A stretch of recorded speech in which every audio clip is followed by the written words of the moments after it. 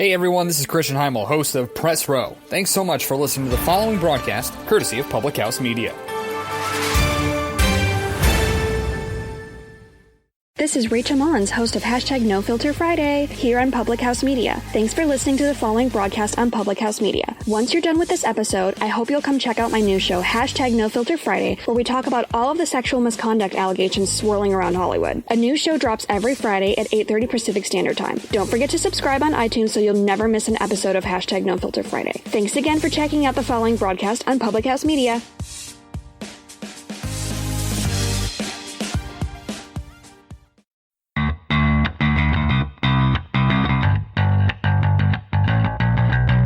History is happening in High Point as professional baseball has come to Furniture City. Don't miss any of the action from strikeouts, 3-2 cold strike 3 right at the knees, to web gems, stabbed by Alfonso, he spins, throws to first, and the pick by Bichette rounds out a beautiful play. to home runs, High fly ball deep left field. This one is gone. Get up and get out. Tyler Ladendorf. and of course, every Rockin' victory. The pitch. Swing, strikeout. The Rockers win. The first win in Rockers history here at home. Interviews, recaps, and insights from across the Atlantic League. It's all fresh off the Rockers. The date, Monday, September 15th. The event, the Off the Rockers podcast. The hosts, Kendrick Fruits and James Jackson. The edition, whatever the next one is. It's the last regular season edition of Off the Rockers podcast. Thank you for joining us, and James, thank you as usual for being here with us as well. So let's go ahead and jump right into it. The Rockers going into tonight's game, the final home game of the regular season. They've just lost 2 of their last 3 to Somerset. But let's start with the week as a whole. They started off with a 5-game winning streak that carried over 2 games against the Barnstormers and the first of the series against Somerset. It was really an impressive start to this homestand after being on such, that long losing streak that seemed like nothing was going right. We finally come home. Amazing crowds these past couple of nights. That energy really, the players fed off that energy, and they really performed well getting on that 5-game win streak. And man, it was an impressive performance, wasn't it? It sure was. And the other thing that impressed me has been the length that we're getting from some of these starting pitchers. Craig Stem went 7 last Sunday at Somerset. Joe Van Meter pitches the first home game, goes 7 in that one. Brownell gave a lot of length in his whatever day that was. Yeah, second start. He went 8 in his first. I think he went 6 or 7 in his second one. So, we had Monday and Tuesday off, which will rest the bullpen. But when your starter's going 7 innings, that gives them a lot of cushion. It really does. And our starting pitchers have really been solid all year long, with the exception of today, yesterday, as in the time this is recording. Matt Sergey had a rough outing, but it happens to the best of us. But for the most part, our starting pitchers have been solid, and we have yet to have one pitcher go the distance. But if any pitcher were to do it, I could see maybe Joe Van Meter or John Brownell could really do it too. Well, I want to talk a little bit about the outing that the Rockers got on Saturday from, was it Stem that pitched Saturday? Craig Stem pitched Saturday. Gave up 4 runs in the first inning, but just 2 base runners the rest of the way. He ended up going 6. And although the Rockers end up losing 4-3, something clicked for Craig Stem between the first and the second innings, because he was lights out after that first. He had a rough start, which, it happens to the best of us. But he comes back in the second inning. He was a whole new monster. What was that stat you said he did? Like 12? Two base runners after the first inning. Yeah, he was. It wasn't. You said, I heard you say on the radio it was like 12 straight batters or something crazy. That was insane. Craig really has been solid. He's done that all year long. But obviously, you're going to have those bad innings that you gotta. That shows how he is as a performer, as an athlete. To put that behind him and come back on the mound and just deliver constantly over and over like he did yesterday or 2 days ago. At this point, it was phenomenal. And one unit, I guess, it's not getting enough credit, it's the bullpen as well. 6 shutout innings on Sunday, 3 shutout innings on Saturday, a couple the day before on Friday. So this is a bullpen that's come in, and remember, they had a couple of hiccups recently. They'd been struggling, and I think Frank Viola said in the interview that we're going to get to later, not to give too much away, but the bullpen had kind of been a weak spot at times, and not as strong as they've been at the beginning of the year, I guess I should say. But they have come in and done their job the last week or so and not given up any runs in 4 or 5 days at this point. There's one player who stands out to me. Obviously, the bullpen has done their job so far. Like with Sunday's game, we saw Matt Sergey struggle a little bit, but Chris Pennell come in and fill that up and really delivered and stepped up when his teammate was struggling.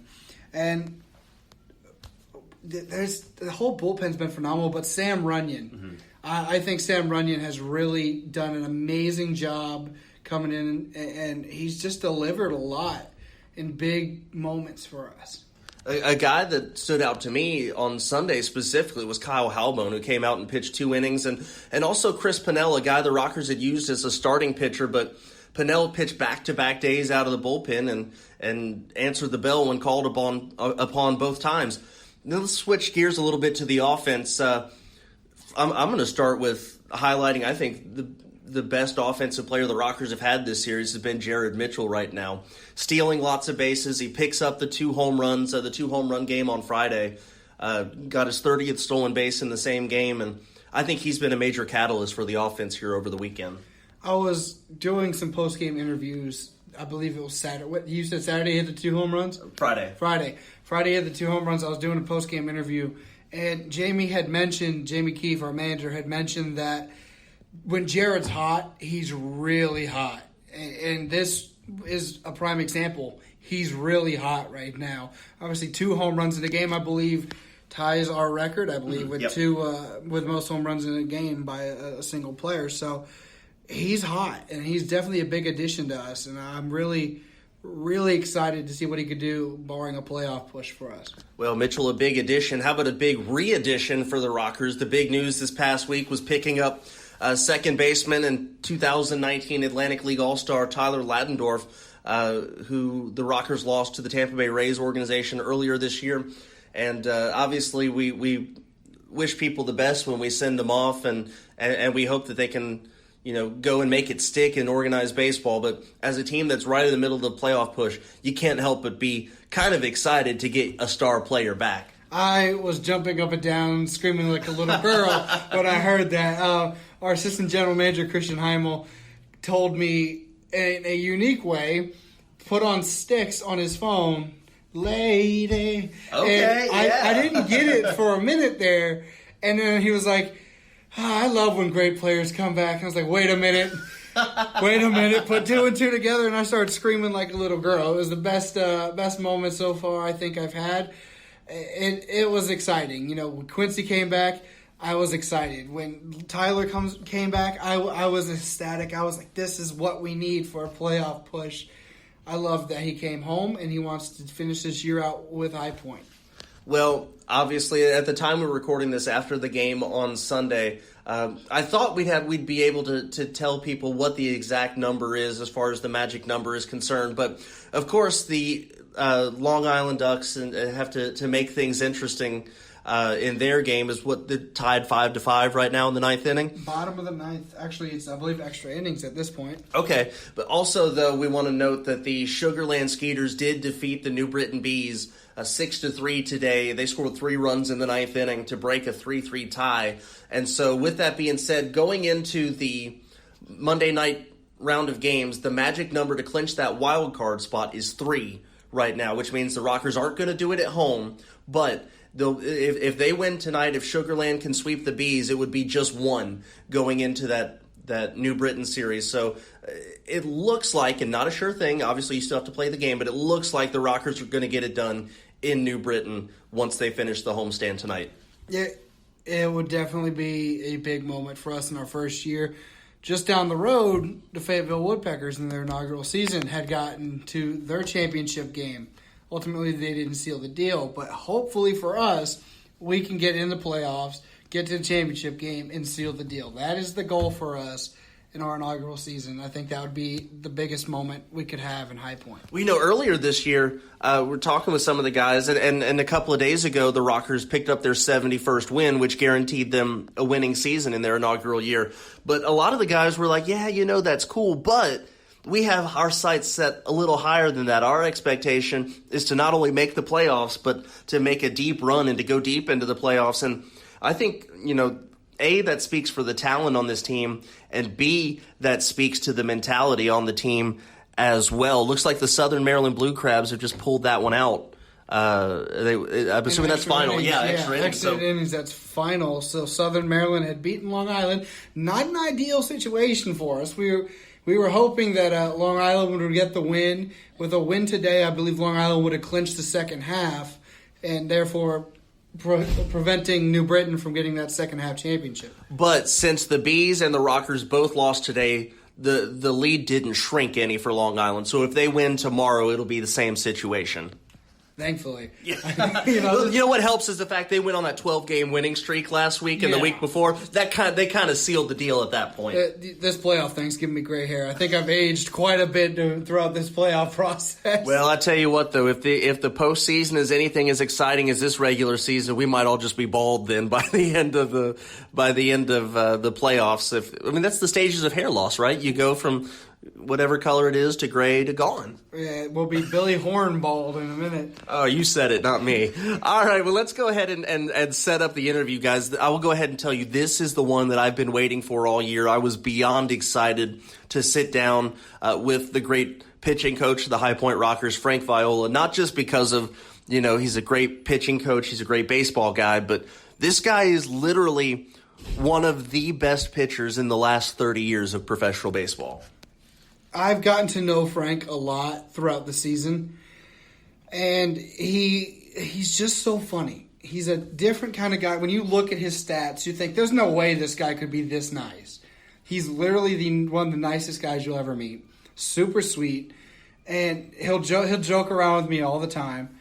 And this weekend has been Fan Appreciation Weekend, and we wanted to give back to the fans by giving a much-requested interview of the great Frank Viola. All right, well, guys, you asked for it, and we delivered. We'll go ahead and jump to it without further ado. This is our sit-down earlier this week with the great pitching coach, the High Point Rockers, Frank Viola.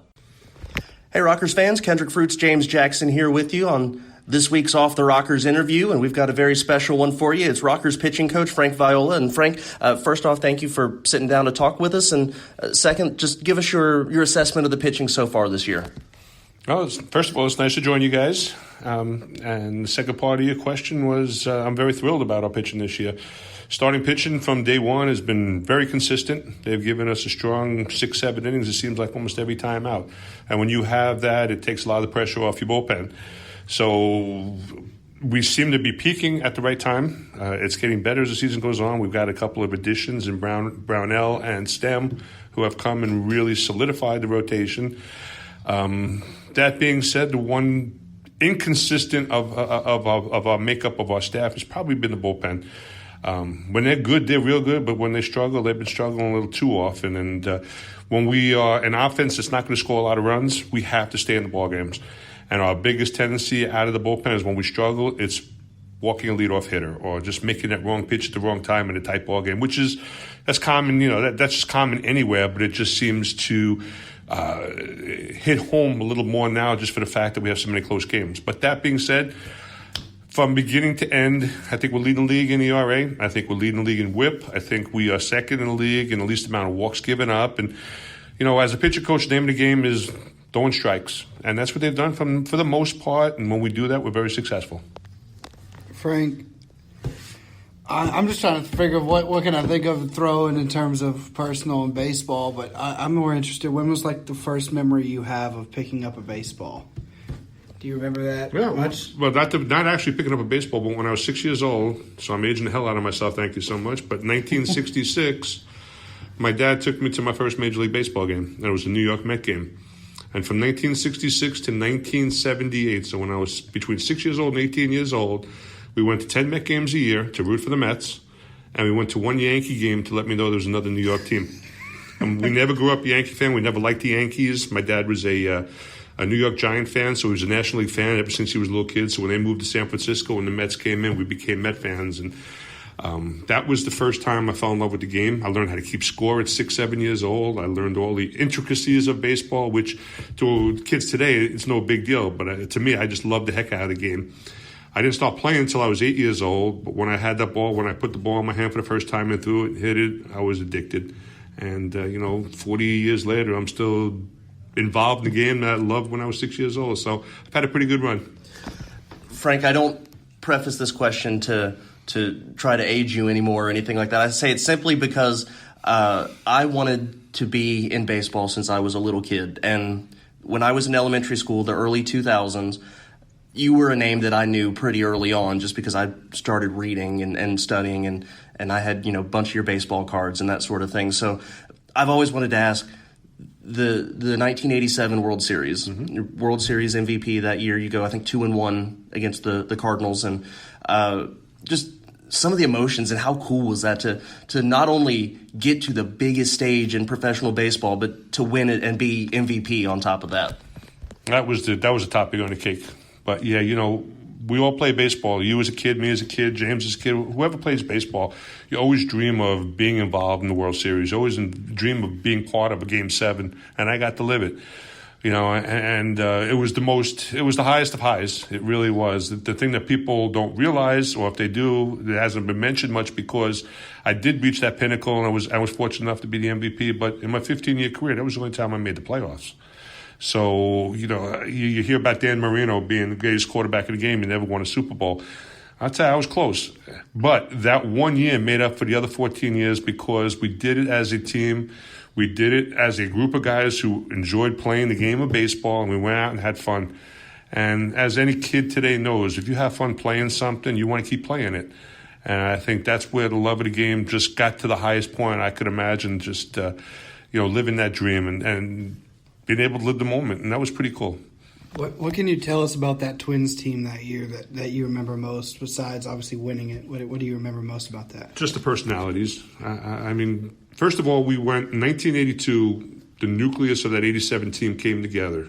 We got up to the big leagues together.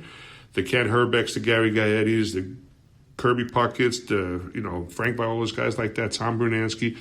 We all lost 100 games together. So we were trying to figure out how to compete against everybody else. So we were getting our butts whooped, but we were learning as we went along. So fast forward to 1987, it all came together. The pieces fell into place. They got the right couple of people. They got Dan Gladden, who was our leadoff hitter, who we were looking for. They got Bert Blyleven, who was vital as one of the other starting pitchers along with me. They got Jeff Reardon, who was our closer. They fit the spots, and Al Newman was a utility infielder that really made a difference to our ball club. They fit the pieces to the guys that were there already, and the World Series followed. One key guy that I didn't even mention, he just passed away a couple of years ago. We picked him up at the trade deadline because of his playoff knowledge, his playoff history, and that was Don Baylor. He became a big league manager. They put Don between my locker and Kirby Puckett's locker for him to explain to us how the playoffs work, what to expect, so on and so forth. Here's an example.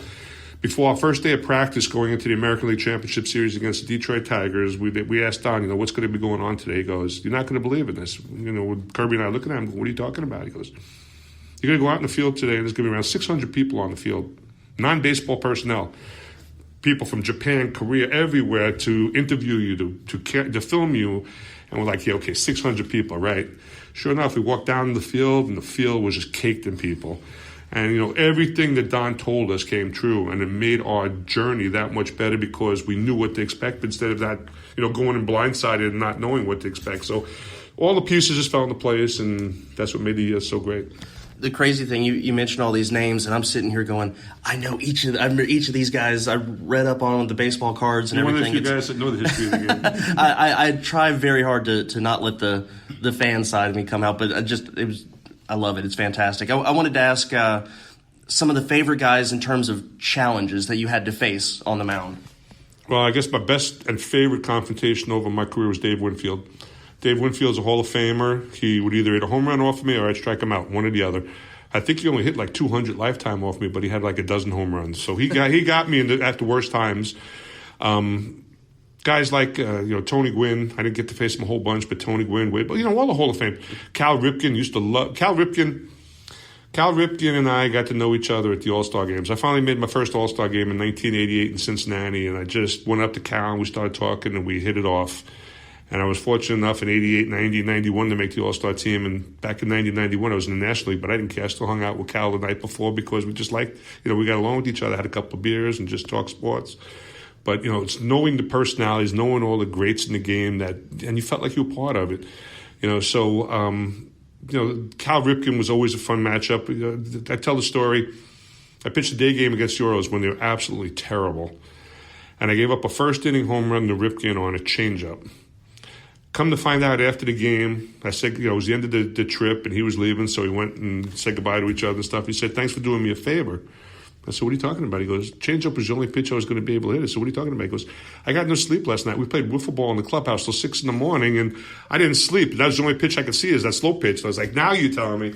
But, that's the kind of stuff that's really fun. That's when, the guys got along with each other. They were friendly with each other. And that's when baseball was baseball. And hopefully these kids today will get it and understand that that's what they have to do going forward. Fans pay their contract. Fans want to get to know these kids. A Twitter is not the same as saying hi to the fans in the stands. If the players can do that, I think baseball will get back to where it needs to be again.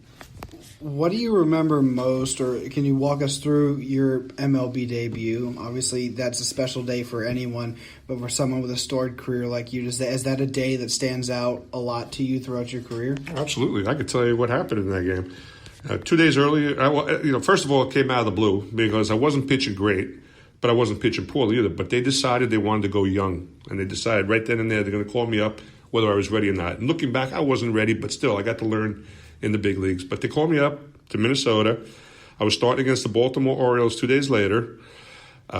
Kid by the name, and as much as you think you know the game, the first guy I ever faced in the big leagues was a guy by the name of Len Cicada, middle infielder, just a Hawaiian Asian kid, and he got an infield base hit. So the first batter I faced in the big leagues got an infield base hit.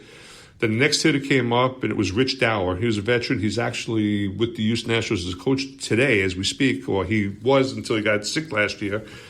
But he had a line drive. He was a right-handed hitter. He had a line drive P-Rod right to first baseman. Herbeck caught it and stepped on first, so I got a double play. My first out was a double play. Then I ended up striking out a guy by the name of Benny Ayala. So I got out of the first inning. I sailed through the first 4 innings. I was winning 1-0, and in the top of the 5th inning, Benny Ayala came back up with 2 men on and with 1 out. He hit a 3-run home run off of me. So my debut, I won 4, and I got taken out right after that. So my debut, I won 4 1/3 innings, gave up the 3 runs. We came back and tied the game up, so I got a no decision. 5 days later, I made my second big league start against the Kansas City Royals in Kansas City, and Vida Blue, there's a name from the past. Vida Blue was pitching against me, and ended up beating him 3-1 or 3-2, and got my first major league win 5 days later. So my first game, no decision. Second game, win. So your first game, how does a kid go from his first game that wasn't all ideal, but how do you go from that to World Series MVP and Cy Young winner? How does that green behind the ears go to such excellence? Every time you go out there, you have to learn from your mistakes. It's easier. The easiest thing to say is, you know what, you have your best stuff. It's easy to win games. But when you learn the most is when you struggle. And I struggled. I didn't, and I had to learn another pitch. That's the other thing that made a difference in my career. Johnny Padres was my pitching coach back then, and he always told me, Frank, you have to have another pitch. I only threw a fastball and a curveball back then. And he said, you have to have a third pitch to really be successful. So he said, the best pitch in the world is a changeup. You got to learn one. And I tried, and it just, nothing came to me. And all of a sudden, one day, he got fired when I'm still learning the changeup. And the last thing he ever said when he left that clubhouse, he came up to me before he left. And he says, I'm not going to be here anymore, but I'm going to tell you something. If you learn this changeup, it's going to make a difference to your career. And I kept on throwing it. And finally, around 3 months later, it finally clicked, and my career really took off from there. So you have to make adjustments on the fly. I guess that's the best answer. And you got to understand that what gifts God has given you, you have to work on. You can't just throw your glove out and think you're going to be successful. It's just like in life. If you don't think you have to work for something, you better look again, because every day you work on something is only going to make you better as a person, in sports, or in life. I remember I was reading Ball 4 by Jim Bouton, and he was talking about having Johnny Padres as a pitching coach for a little while, and just everybody always said he was fantastic as far as they felt like they always learned a whole lot from him. And that's funny you guys have that connection with him as pitching coach. Another guy that he worked with was Curt Schilling. When Johnny Padres worked with Curt Schilling, and that's when his career took off to the next level. So Johnny wasn't very successful in the major leagues himself, but what he learned, he was able to teach others. And he was a good storyteller. We loved sitting around talking sports with him, and rest was history. Well, Frank, there's a bunch of questions we could keep asking you about your career, but I want to kind of just do a couple get to know you real quick questions real quick. So I'm going to start with one out from the office the other day. I saw you come out with the laptop to get set up for your fantasy football draft. So I assume you're a big football fan, and any thoughts for this upcoming season? I love fantasy. I'm more of a fantasy fan per se. I won't tell you the team. I'll tell you the team I root for. I'm a Detroit Lion fan out of Long Island, New York. I'm a Raiders fan. I can't say anything. I don't know how. I know how it came about. I was a little kid. We went to Thanksgiving dinner, and my mom and dad wanted to get me out of their hair, so they told me to go downstairs and turn the TV on. And there was a football game going on, and I fell in love with the silver and blue. The Detroit Lions. Was a fan ever since. But to answer your question, I just love football. I never wanted to play it, but I think that it's a wonderful sport to watch, be part of, and whoever invented fantasy football is. He's made my life because I love fantasy football and the thrill of it. So really quickly, how about 3 places in the world you've never been to that you'd love to visit? Tuscany, Italy. I just want to go to the wines country in Italy and see a little bit more of my background, the Viola background. The other 3/4 of it is German, so I'd love to go to Germany, Oktoberfest, something along those lines. And I married a full Greek girl, and I'd love to be able to go to Greece and see what that's all about too. So the 3 places would be Greece, Italy, and Germany if I had and in any order, just be able to do it sometime. What kind of music does Frank Viola listen to? You can listen to my Sirius, man. The 70s. You gotta love the 70s. Doobie Brothers, all those guys. I also have. You ever hear Yacht Rock radio? Mm-mm. Yacht Rock is mellow music, relaxing, mellow type music that is on the air. So I like mellow. I'm not into like the Jethro Tull and guys like that, or the heavy rock or Metallica or all those. I like the easy listening music. That's that's my preference. Have you ever been to any concerts? My very first concert I went to was Fleetwood Mac. Really? And it was before you were even born, kid. But it was one of to this day, Stevie Nicks is hot. And she was really hot. Used to love it. Fleetwood Mac, I went to the Doobie Brothers. You ever hear of the 2-man band Hall & Oates? Mm-hmm. Watched the Hall & Oates on St. John's campus when I went to school there. So I had an opportunity to see some really good concerts, and those are some of them. The best concert I went to a couple years ago, I saw REO Speedwagon and Def Leppard. Good? Yeah. All the old music? Mm-hmm. Yeah. The Eagles. I saw the Eagles last year when they were in Raleigh. They're that was amazing. Either. Except they're what? They're all like 70 years old now. Yes. They've replaced a bunch of the guys. They had Glenn Fry's son, Deacon, who was playing for Glenn, so it was... You're young kids. Have you seen Bohemian Rhapsody? Yes. There's another group I would love to see Queen in person. Mm-hmm. Freddie Mercury knows how to work a crowd. He really does. That was cool. Anyway. Well, I'm going to wrap things up here with one last baseball question to tie everything back in. This is going to be airing on Monday morning as we drop Monday morning. So Rockers close to clinching a playoff spot right now. What do you see from the pitching staff and the team as a whole? What do we need to do? Obviously win games, but to get that spot. And then, do you have a rotation set or anything set for the postseason? We have an idea, yes. I think the big thing is just play good, consistent baseball like we have.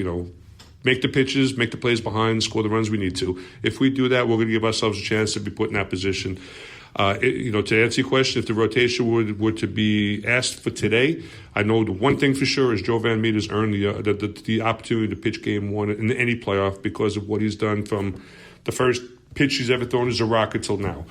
And then Stem and Brownell and Sergey and I'm missing and Call would be the other 4 starters. And out of those 3 of those 4 guys will make starts 2 to 4.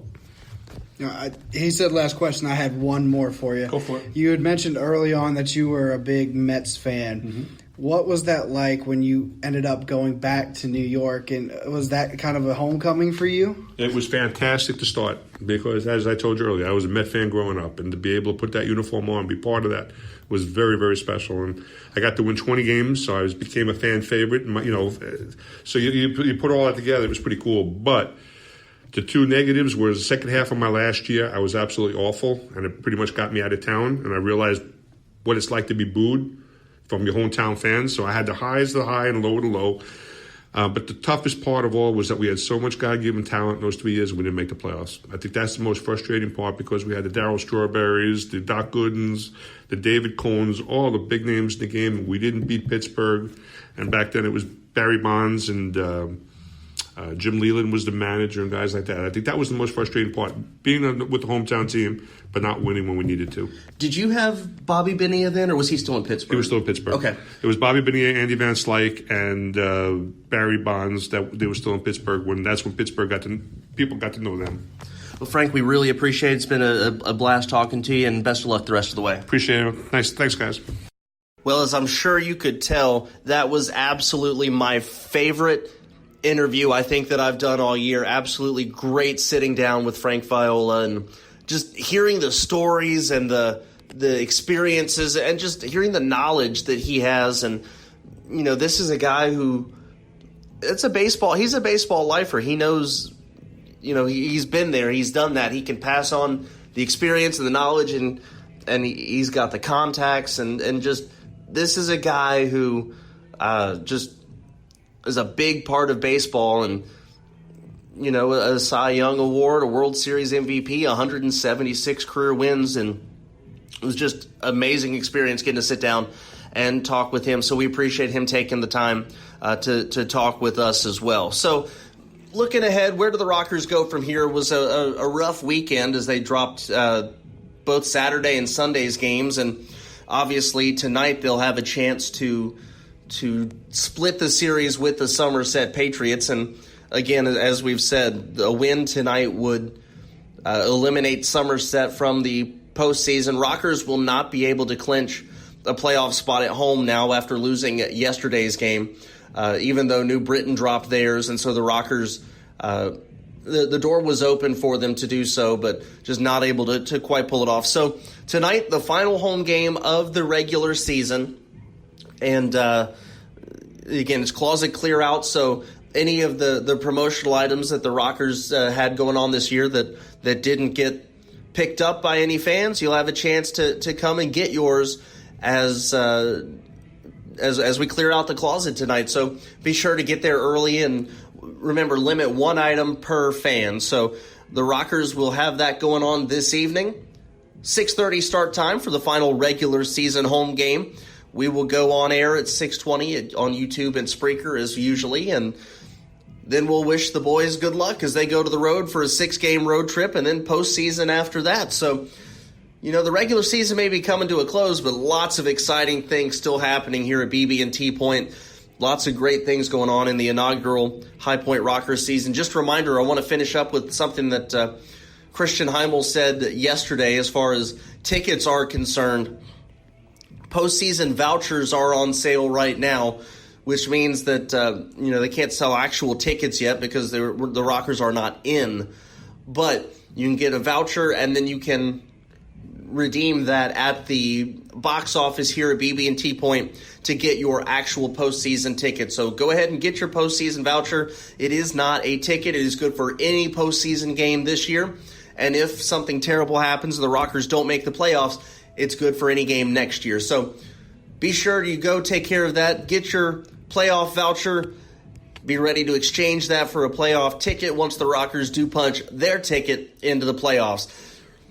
So again, Rockers on tonight at home against the Patriots. They go to the road to face the Bees and the Ducks to finish out the regular season.